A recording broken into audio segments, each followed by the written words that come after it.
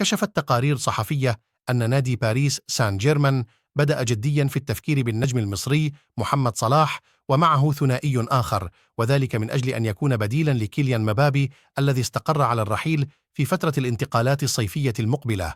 وكان كيليان مبابي قد أبلغ القطري ناصر الخليفي رئيس نادي باريس سان جيرمان بقرار رحيله عن صفوف الفريق بنهاية الموسم الحالي، وذلك بعد فترة 7 سنوات قضاها داخل صفوف النادي الباريسي. وبحسب ما ذكرته صحيفة ليكيب الفرنسية، فإن باريس سان جيرمان يريد تعويض رحيل كيليان مبابي بنجم آخر، وهناك قائمة مختصرة من 3 أسماء سيعمل النادي الباريسي على ضم أحدهم. وجاء ثنائي آخر بقائمة الفريق الفرنسي، وهم البرتغالي برناردو سيلفا لاعب مانشستر سيتي الإنجليزي، والنيجيري فيكتور أوسيمين مهاجم نابولي والحائز على جائزة أفضل لاعب في إفريقيا لعام 2023.